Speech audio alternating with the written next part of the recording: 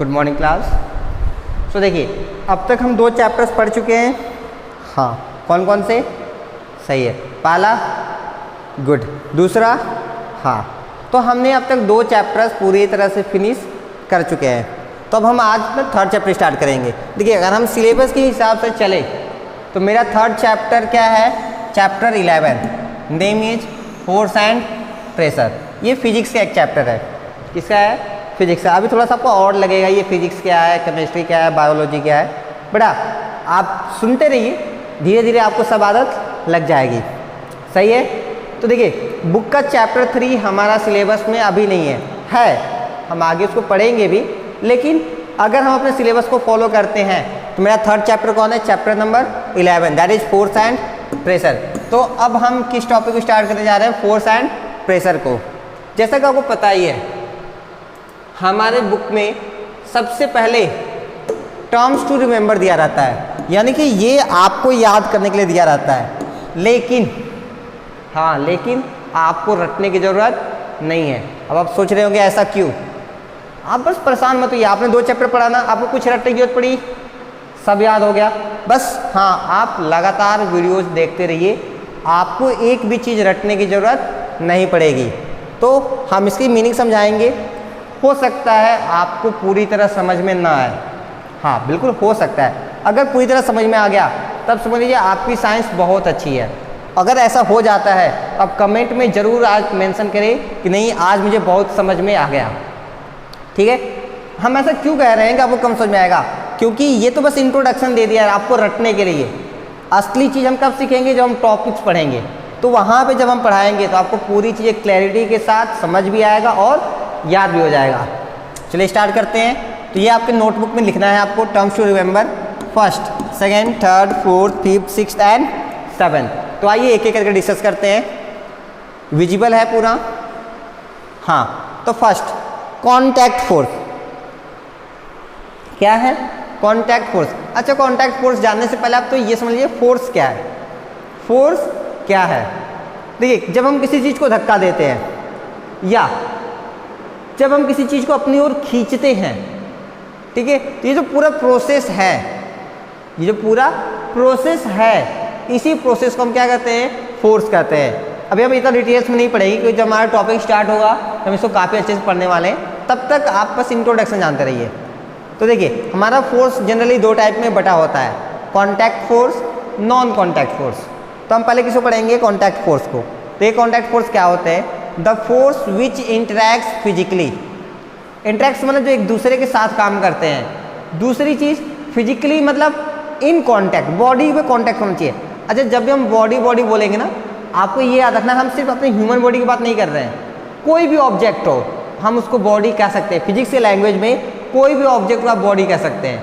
आप मार्कर को बॉडी कह सकते हैं, आप पेन को बॉडी कह सकते हैं, आप बुक को बॉडी कह सकते हैं, आप कार को बॉडी कर सकते हैं, इवन कि आप बोर्ड को भी बॉडी कह सकते हैं। ठीक है?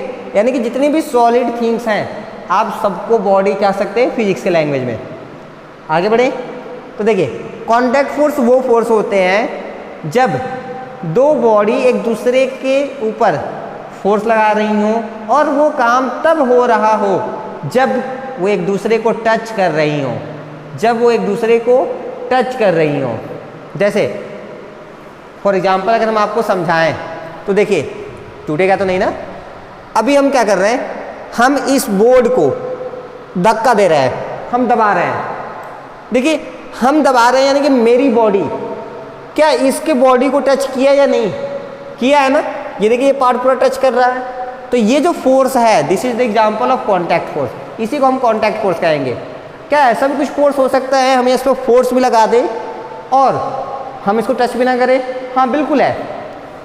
मान लीजिए मेरे पास आयरन के नेल्स है इस पर, और मेरे पास एक बड़ा सा मैग्नेट है। हम मैग्नेट लेके आएंगे, यहाँ पे रखेंगे मैग्नेट ना, इस सबको अट्रैक्ट कर लेगा, यानी कि मैग्नेट इसको खुद ब खुद खींच लेगा बिना इसे टच किए। That is the example of non contact force. और भी हैं, अभी हम डिटेल से पढ़ेंगे, पहले तो हम इनका इंट्रोडक्शन देख ले। तो contact force clear? Non contact force क्या होते हैं? The force which interacts even from a distance, यानी कि ऐसे फोर्स जो कि दूर से ही, यानी कि बिना एक दूसरे को टच किए ही फोर्स लगा सकते हैं। सही है? Next resultant force. अब ये क्या है, अब देखिए मान लीजिए, ठीक है, ये मार्कर, ठीक है, इसको हम इधर से पकड़ के खींच रहे हैं और इसको इधर से पकड़ के, हम दोनों तरफ से खींच रहे हैं, ठीक है। अब बताइए अगर मेरा इस हैंड का फोर्स ज़्यादा है तो ये बताइए मार्कर किधर जाएगा, इस साइड जाएगा, जाएगा ना।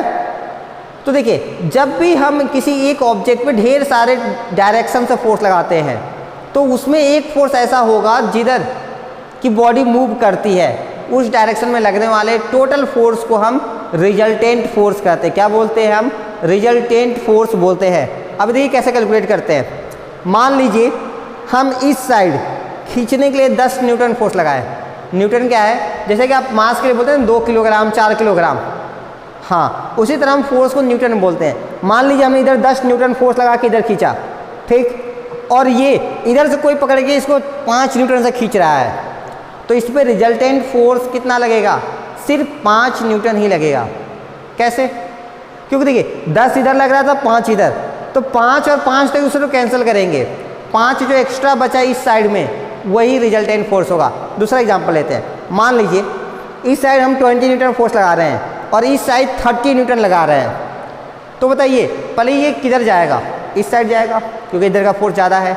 अब देखिए इधर 20 इधर 30, तो पहले तो 20 20 दूसरे को कैंसिल कर देंगे, इधर 10 एक्स्ट्रा है ना, वही 10 जो एक्स्ट्रा है दैट इज रिजल्टेंट फोर्स, उसी को हम क्या कहते हैं, रिजल्टेंट फोर्स कहते हैं। नेक्स्ट हमारा balanced force. When the resultant of all the forces acting on a body is 0, अगर उस बॉडी पे लगने वाले टोटल फोर्स 0 हो गया, यानी कि इधर भी हम 10 न्यूटन फोर्स लगा रहे हैं और इधर से भी 10 न्यूटन लगा रहे हैं, तो ये किधर जाएगा, कहीं नहीं जाएगा, ये तो ऐसे ही रह जाएगा ना। तो इस केस में इस पे लगने वाला फोर्स कितना हो गया, 0। हाँ रिजल्टेंट फोर्स 0 करें, 10 इधर 10 इधर, एक दूसरे को कैंसिल कर दिए, तो इस केस में रिजल्टेंट फोर्स 0 होगा। और जब भी रिजल्टेंट फोर्स 0 हो जाए तो हम उसे क्या बोलते हैं, बैलेंस्ड फोर्स बोलते हैं। क्या बोलते हैं, बैलेंस्ड फोर्स। जब ये चीज़ 30 न्यूटन था और ये 20 न्यूटन, तो क्या ये बैलेंस था, नहीं था ना, इधर का ज़्यादा था। जब भी ज़्यादा होगा तो वो फोर्स कैसा होगा, अनबैलेंस्ड फोर्स होगा। When the resultant of all the forces acting on a body is non zero, जब रिजल्टेंट फोर्स निकालें, इस केस में कितना था, 10 न्यूटन, इसलिए क्योंकि वो रिजल्टेंट फोर्स 0 नहीं है इसलिए वो किसा है, अनबैलेंस्ड फोर्स होगा। नेक्स्ट हमारा फ्लूइड्स। फ्लूइड्स का मतलब ये नहीं होता गैस, फ्लूइड्स का मतलब ये होता है जो बह सकता है। पानी बहता है, हाँ तो लिक्विड है ना, लिक्विड भी फ्लूइड है। गैस, गैस भी बहता है, हवा बहती है ना, हाँ। तो जितने भी लिक्विड्स और गैसेस हैं सब के सब क्या होते हैं, फ्लूइड्स होती हैं। सॉलिड छोड़ के, क्या ये फ्लूइड है, नहीं ये फ्लूइड नहीं है। क्यों, क्योंकि ये तो सॉलिड है, सॉलिड फ्लूइड नहीं होते, सिर्फ लिक्विड और गैस फ्लूइड्स होते हैं। नेक्स्ट है हमारा एटमॉस्फेरिक प्रेशर। अब देखिए एटमॉस्फेरिक प्रेशर क्या है, अब देखिए गैस क्या करता है ना, हमारे ऊपर फोर्स लगाता है। अब आप कहेंगे सर ये कैसे हो सकता है, ये बिल्कुल होता है। आपको कैसे समझ में आएगा, हाँ आप बैलून ले लीजिए, क्या ले लीजिए, बैलून, और बैलून में हवा भर के उसे इन्फ्लेट करिए। इन्फ्लेट का मतलब तो फुलाना, ठीक है, उसको फुलाते जाइए, उसकी साइज बदलती जाएगी, एक टाइम के बाद वो फट जाता है, बुम से करके फट जाएगा, होता है ना। ये क्यों हुआ, इसका मतलब जब आप हवा भर रहे थे तो वो हवा उस रबर के जो बैलून थे उसे चारों तरफ फोर्स लगा रहा था। जब वो फोर्स ज़्यादा हो गया तो बैलून फट गया। इसका मतलब हम ये कह सकते हैं कि जितने भी गैसेस होती हैं वो कुछ ना कुछ फोर्स लगाती हैं, उस फोर्स की वजह से प्रेशर जनरेट होता है, क्योंकि हवा भी फोर्स लगाएगा तो हवा की वजह से भी प्रेशर आएगी, तो उस प्रेशर को हम एटमॉस्फेरिक प्रेशर कहते हैं। क्या कहते हैं हम, एटमॉस्फेरिक प्रेशर कहते हैं। देखिए क्या लिखा है, pressure exerted by the air at any point on the earth. पृथ्वी पे आप कहीं भी हो, अगर हवा है तो फोर्स लगेगा, अगर फोर्स लगा तो प्रेशर भी लगेगा, और वो जो भी प्रेशर हो, चाहे वो ज़्यादा हो या कम हो, उस प्रेशर को हम एटमॉस्फेरिक प्रेशर कहते हैं। एक बात। दूसरी बात, तो सर हमें ये चीज़ फील क्यों नहीं होता, अगर हमें कोई ऐसे दबाता है तो हमें प्रेशर फील होता है ना, लेकिन अगर एयर प्रेशर लगा रहा है तो हमें फील क्यों नहीं होता, इसलिए फील नहीं होता क्योंकि हम बचपन से वो प्रेशर झेलते आ रहे हैं, इसलिए हमें उसकी आदत हो चुकी है। हमें समझ में ही नहीं आता कि हम प्रेशर झेल रहे हैं या नहीं, लेकिन प्रेशर होती है। बात समझ में आई? हाँ। इसको कैसे फील कर सकते हैं आप? जब तूफान आता है, हाँ अच्छा एग्जाम्पल है, जब तूफान आता है आप खड़े हो जाइए तूफान के सामने, क्या होगा? हाँ आप भी उड़ जाएंगे ना। क्यों हुआ? तूफान में भी तो हवा था, लेकिन वो हवा का प्रेशर ज़्यादा था। यानी कि नॉर्मल जो एयर प्रेशर होता है वो हमें फील नहीं होता, क्योंकि हमें शुरू से आदत होती है। लेकिन अगर वो एयर प्रेशर बढ़ा दिया जाए तो हमें फील होने लगता है। तो एयर प्रेशर हमेशा होता है, इस बात को आपको मानना है। फील इसलिए नहीं होता क्योंकि हमें उसकी आदत हो चुकी होती है। सही है? चलिए, तो नेक्स्ट है हमारा टॉपिक फोर्स। यही है हमारा एग्जैक्ट चैप्टर फोर्स। तो अब हम पहले डिस्कस करेंगे फोर्स क्या होता है। थोड़ा बहुत आइडिया लगेगी आपको कि फोर्स क्या होते हैं। आइए डिस्कस करते हैं फोर्स क्या होता है। देखिए, अ पुश और अ पुल, चाहे आप किसी को धक्का दे दीजिए, ये देखिए ये रखा हुआ है, अब हम इसको धक्का दे रहे हैं ना, दिस इज फोर्स। या फिर यहाँ रखा हुआ था, हम कड़ी से खींच लिए, ये भी क्या है? फोर्स। आप दरवाज़ा खोलते हैं ना, दरवाज़ा खोलते हैं बंद करते हैं, वहाँ भी फोर्स। हर जगह आप फोर्स यूज करते हैं। सही है? आगे बढ़े। देखिए, अ पुश और pull acting on a body which tends to change its state or rest of motion is called a force। चाहे आप धक्का दीजिए या किसी चीज को अपनी ओर खींचिए, चाहे पुश करिए या पुल कीजिए, जिसकी वजह से या तो बॉडी की साइज चेंज हो जाए, या बॉडी की शेप चेंज हो जाए, या बॉडी रुकी थी तो चलने लगे, या बॉडी चल रही थी तो रुक गई हो, या फिर बॉडी स्लो थी तो फास्ट चलने लगी हो, या बॉडी फास्ट चल रही थी तो स्लो चलने लगी हो। यानी जब आपने कुछ फोर्स लगाया तभी ये चीज़ हुआ होगा। यानी कि आपने कुछ भी किया जिसकी वजह से चेंजेस आपको देखने को मिल रहा है, that is known as force. उसी को हम क्या कहते हैं? फोर्स कहते हैं। फोर्स दो टाइप के होते हैं। Force is usually denoted by the letter F. अगर हम फोर्स को रिप्रेजेंट करें, जैसे आप मास को किलोग्राम में लिखते हैं ना, तो क्या लिखते हैं? हमेशा केजी लिख देते हैं। उसी तरह अगर आप फोर्स को लिखना चाहें तो आप कैपिटल एफ लिखेंगे। क्या लिखेंगे? कैपिटल एफ लिखेंगे। मास को मेजर करने के लिए आप किलोग्राम लिखते हैं, केजी। फोर्स को मेजर के लिए हम लिखेंगे न्यूटन। क्या लिखेंगे? न्यूटन। और उसको किस रिप्रेजेंट करते हैं? कैपिटल एन से। अभी आपको माइंड में आ रहा होगा, सर न्यूटन क्यों? हाँ, बहुत सिंपल सा है। न्यूटन क्या थे? साइंटिस्ट थे जिन्होंने फोर्स के बारे में सब कुछ ढूंढा, बताया। तो भाई जब उन्होंने इतना अच्छा काम किया है तो उनको रिस्पेक्ट मिलनी चाहिए ना। अब वो कैसे? जब देखिए हम उनके बारे में बताएंगे न्यूटन, तो आपके मन में आया ना कि हाँ इसको कौन ढूंढा था? सर आइजैक न्यूटन ढूंढे थे। तो हो गया ना उनका प्रचार। हाँ, तो उनको रिस्पेक्ट देने के लिए, प्रचार नहीं, उनकी रिस्पेक्ट करने के लिए हम क्या करते हैं? यूनिट्स के नाम को न्यूटन देते हैं। इसी तरह जब हम प्रेशर पढ़ेंगे तो प्रेशर का यूनिट हम पढ़ेंगे पास्कल। क्या पढ़ेंगे? पास्कल। आपको सब लिखना नहीं है, बस आप सुनते रहिए, आगे सब हम लिखा देंगे आपको। कैपिटल पी और स्मॉल ए। क्यों नहीं कैपिटल पी? क्योंकि कैपिटल पी प्रेशर होता है। अब देखिए पास्कल कौन रहा होगा? हाँ, साइंटिस्ट रहे होंगे। अभी समझ में आ रहा है ना? चलिए, जैसे जैसे भी हम आगे बढ़ेंगे चीज़ें और आपको अच्छी समझ में आती रहेंगी। नेक्स्ट देखिए, direction in which the body is pushed और pulled is called direction of the force. अब मान लीजिए इस डायरेक्शन में मैंने इसको धक्का दिया, तो यही है मेरा डायरेक्शन ऑफ द फोर्स। तो आपको ये लिखने की जरूरत नहीं है, बहुत सिंपल सा कॉन्सेप्ट है। जिस साइड में हम धक्का देते हैं या जिस साइड में हम उसको खींचते हैं, उस डायरेक्शन को हम क्या कहते हैं? डायरेक्शन ऑफ द फोर्स कहते हैं। चलिए नेक्स्ट देखिए, the standard unit of the force is called Newton and it is denoted by the letter capital N. आप इसको जरूर नोट कर लेंगे। क्यों? क्योंकि अभी तो समझाए थे ना। हाँ, it must be remember that a force does not always make an object move. हाँ, ऐसा भी हो सकता है हम फोर्स लगाए तो ऑब्जेक्ट मूव ना करे। अच्छा, ऐसे कैसे हो सकता है? बहुत सिंपल है। देखिए ये पार्ट दिख रहा है, एक मिनट हम चेक कर ले। हाँ दिख रहा है ना? अब ध्यान से देखिएगा, मेरी इस हैंड को, ये वॉल है, अब हम इस वॉल को धक्का देंगे या पूरा जान लगा देंगे, आप बताइए क्या ये वॉल चलेगा? नहीं चलेगा ना। तो क्या मैंने फोर्स लगाया कि नहीं लगाया? भाई मैंने फोर्स तो लगाया ना, मैंने तो काम किया, वो अलग बात है, ये मूव नहीं किया।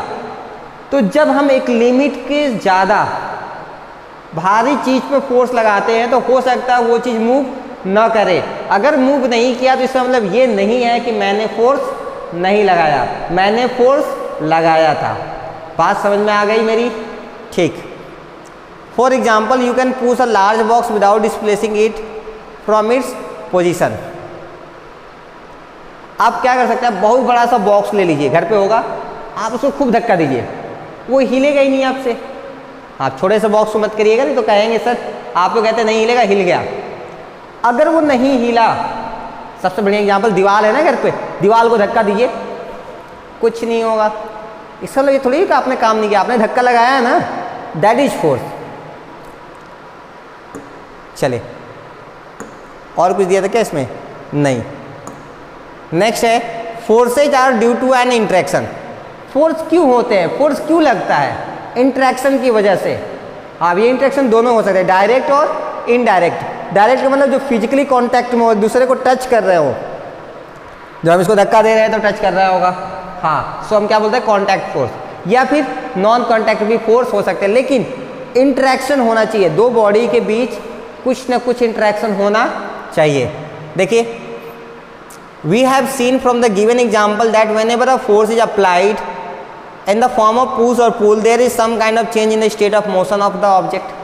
मैक्सिमम केस में, जैसे मान लीजिए ये है, आपने इसको फोर्स लगाया, सॉरी, तो ये क्या हुआ, मूव किया ना। तो मैक्सिमम केस में जब हम फोर्स लगाते हैं तो क्या होता है, बॉडी में चेंजेस आते हैं, आती है। नेक्स्ट देखिए, दस force is the cause and the change in the motion of the object is the object, okay, change in motion of the object is the effect. Okay, देखिए फोर्स क्या है, कारण है। अगर इस पे हमने, देखिए अगर हम इसको ऐसे छोड़ दें, देखिए क्या हुआ, ये गिर रहा है ना, ध्यान से देखिएगा, मैंने इसको छोड़ा, ये अपने आप नीचे गिर रहा है। तो ये क्यों गिर रहा है, इसके पीछे क्या कारण है कि ये गिर रहा है, दैट इज फोर्स। अब वो कैसा फोर्स होगा, दैट इज ग्रेविटेशनल फोर्स। हाँ, अभी हम आगे डिस्कस करेंगे, बस आप इतना जान लीजिए कि ये क्यों गिरा, गिरने के पीछे क्या कारण था, दैट इज फोर्स। दिया ना। दूसरी चीज, ये गिर रहा है, ये क्या है, फोर्स का इफेक्ट है, फोर्स की वजह से ये गिरा है, यानी कि इसका गिरना फोर्स का इफेक्ट है और इसके गिरने का कारण फोर्स है। नेक्स्ट देखिए, how does the force come into play. Force कैसे समझ में आएगा कि फोर्स काम कर रहा है या नहीं। देखिए, for the force to come into play there should be two interacting objects. हाँ, फोर्स को चेक करने के लिए दो ऑब्जेक्ट एक दूसरे के इंटरेक्शन में आनी चाहिए। पहला, one on which the force is applied, एक वो होना चाहिए जिसपे कि हम फोर्स लगाएंगे, ठीक। दूसरा, वो होना चाहिए जो फोर्स लगाएगा।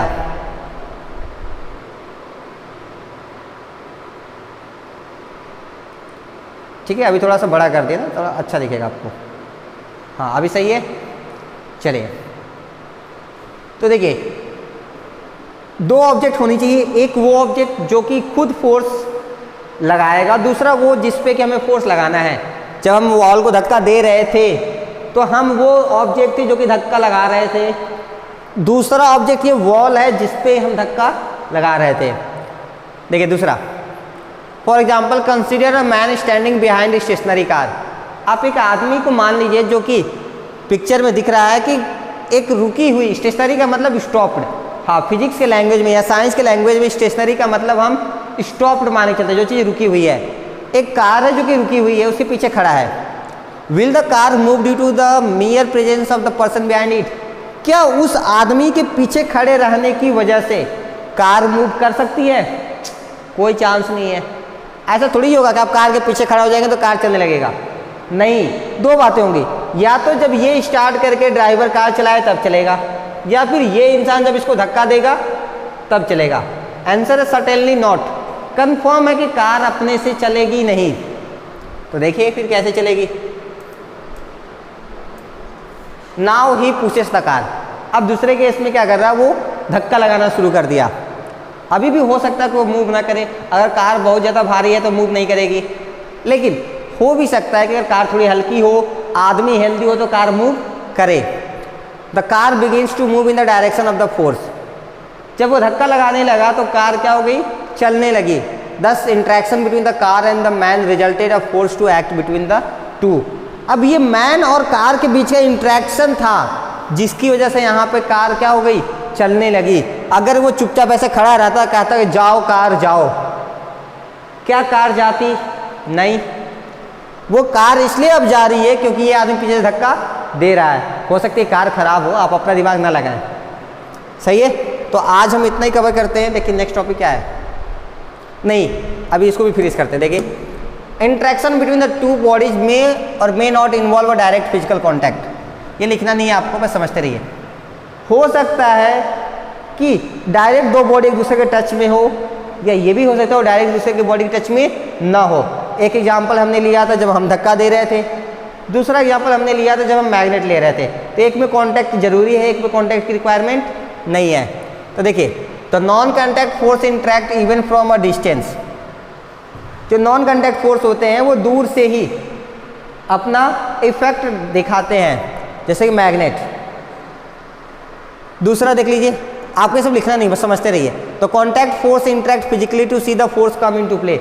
अगर आपको किसी चीज़ को टच करके उसको चेंजेस लाना पड़ रहा है तो वो फोर्स क्या हो गया, contact force. For example, when you push a car you are in the actual physical contact with the car. या फिर जब आप साइकिल चलाते हैं तो आप क्या करते हैं, आप लगातार अपने पैर से पेडल को मारते रहते हैं। हाँ, तो ये कौन सा कॉन्टैक्ट है, फिजिकल कॉन्टैक्ट है। तो बस आज इतना ही, कल हम डिस्कस करेंगे टाइप्स ऑफ फोर्सेस। ठीक है, तब तक आज इतना ही। Thank you so much.